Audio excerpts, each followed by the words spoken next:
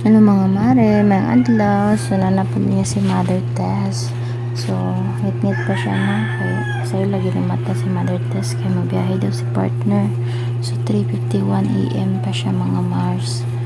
So na-prepare lang si partner kaya mabiyahe na siya. Kaya nag-ilis lang na siya.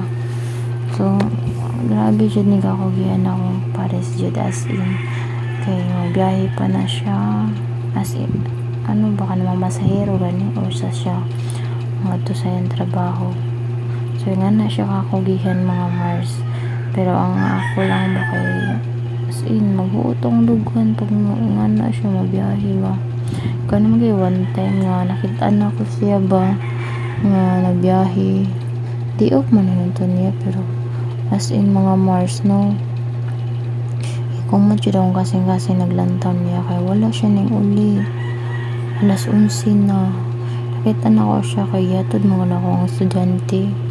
Kaya so sa estudyante is 12. So yan na. Alas 11 kapin. Wala pa siya na yung uli. Wala pa siya na yung udto niya. Nakita na ko siya. Is nangapiro siya as in mga Mars. So shout out yun sa mga Paris no. Nato no nga grabe kakugihan. Kabuutan. Yung ana ba. So wala siya kailain maanuhan ni mo ba. Kasi hindi ka ma-stress na pag-asawa, hindi ka ma-stress kung ano yung pares ni mo, grabe. Muna shoutout yun sa mga banda ngayon, anak dyan sa ila, mga pares no. Thank you kayo. Mintay nyo.